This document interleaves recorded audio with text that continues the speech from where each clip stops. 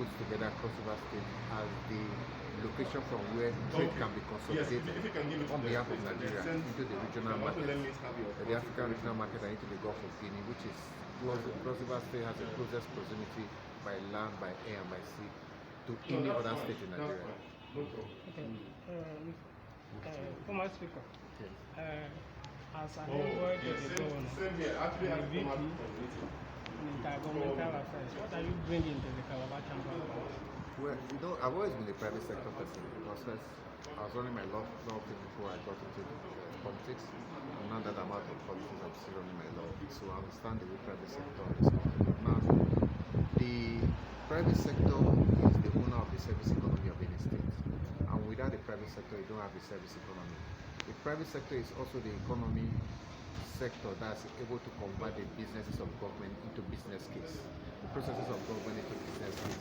Now, once you don't have a service economy and you don't have a business case economy, the state is completely a civil service state. It's more like you are running a ministry. It's an evangelism and a medical center. It's not business. So, what I'm bringing to the table is to bring my capacity for relationship management between the chamber and government, and also to be able to see how we can mainstream the service engineering process into government processes and pull them out as business case. For instance, generating revenue through IGR should be predictable. If we improve the quality of our services, through the private sector companies will be able to pay more. If we are able to improve the quality of the capacity of our citizens to provide certain services, that people can patronize our services.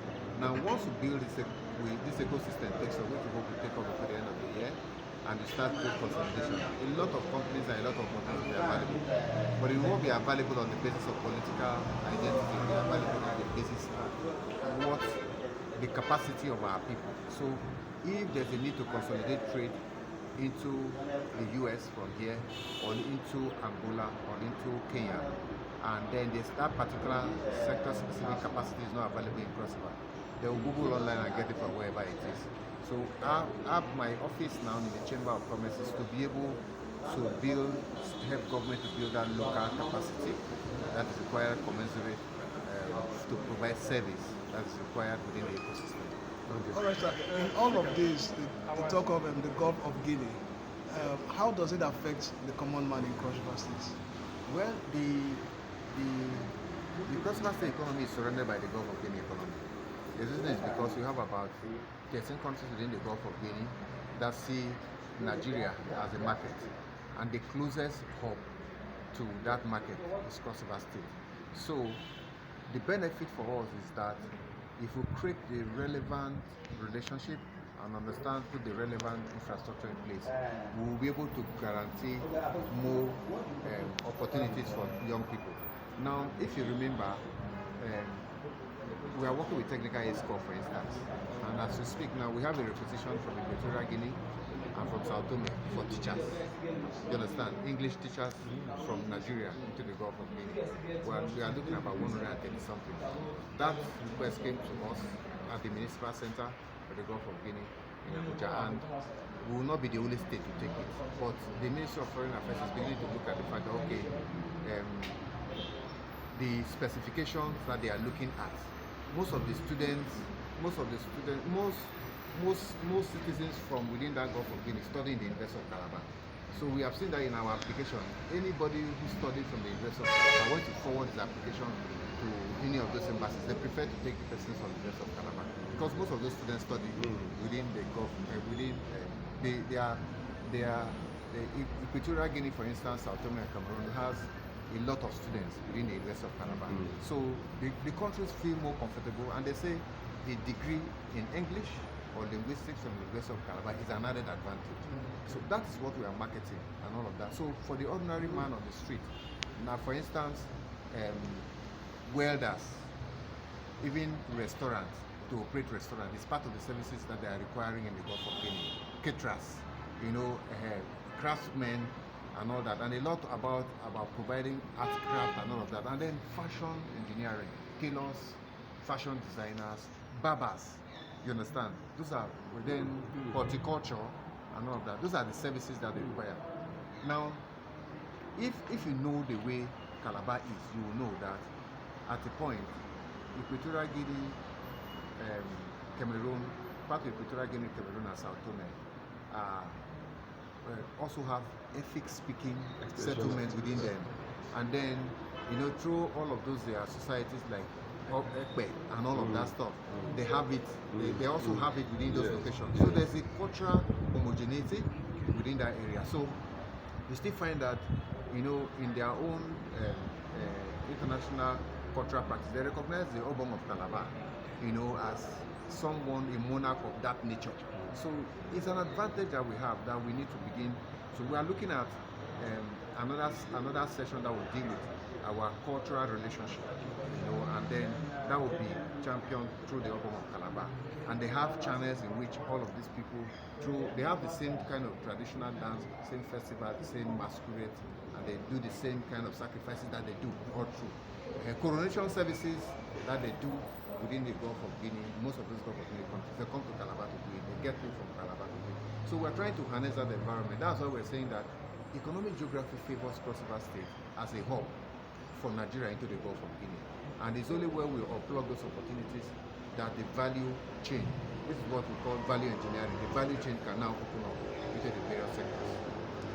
So in all this, the transportation within the Gulf of Guinea, you don't look at that. Transportation is easy. Where you find business, one of the resources of business is challenges, because you budget to solve challenges. If you find anywhere that there's no challenge in doing business, then the business will survive. Now, piracy is one of the things you're referring to, but piracy is business on its own. And then pirates are business people.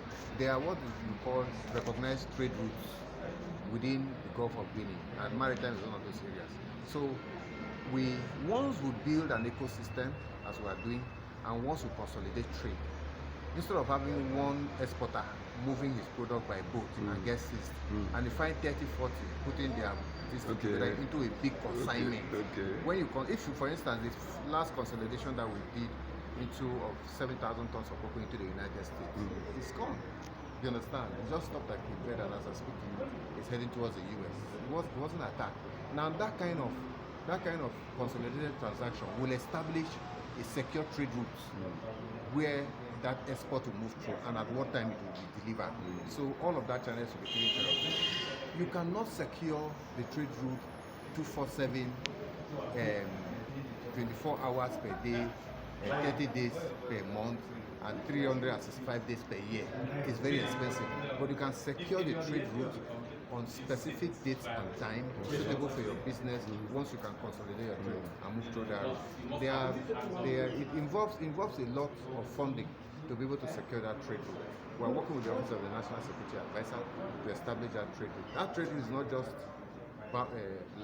maritime, but land. For now, you can enter the Gulf of Guinea trade hub. The Trans-African Highway will take you up to Bata, Douala to Bata, and then continue by water to Mombasa. So that trade, then Marketekpo Airport is coming up on board as well. And then you also have other mediums. What people have done is, because we don't have a consolidation center, they move our cocoa to Ghana, they move it to Gabon, they move it to Benin, they move it to Togo, where they have consolidation center. Consolidation center is just a place where if you have 20 bags of cocoa and I have 30 and that person have the one, we put it together in one shipping cost. Okay, so that cost is now shared among everybody, and it's pre-inspected by the owner, the buyer of the goods, and then the goods move straight to that point. That's all what we're trying to do. And we don't need to do as much because Tinapa is already that line. All that we need to do is to fix Tinapa, which we're hoping that the federal government will be able to fix. We don't need to build a new seaport. That seaport is there. We don't need to build an export processing zone. Is there. We don't need to build a Trans-African Highway. Is there. We don't need to do anything different. People are harvesting crop all over the place. The trade in the Gulf of Guinea is not just inside, it's also in and out. And then the trade is not just about commodities, it's also about services that we can move. But we need to build our business confidence, and we need to build the capacity of our citizens so that if, as it is now, we are trying to recruit, working with the Ministry of Foreign Affairs, we are recruiting teachers in English for Equatorial Guinea as Atome now, and that is going to be handled through the University of Calabar, which is their first preferred option because they know that students from the University of Calabar, a lot of them study in that, and they understand that geographical location and all of that. So now we are going to spend a lot of time to now get the Embassy of Equatorial Guinea to build the capacity of our students in terms of their cultural environment, regulations, laws, and all of that. So you put in there's a lot of resources you need to put in to build the capacity of your service economy to the level in which you can meet the global standard of service and you can deliver that service into this thing, including operator, somebody to run the what you call pure water factory. It's also part of the requisition. So that's the issue. Thank you very much, sir. Thank you so much, sir.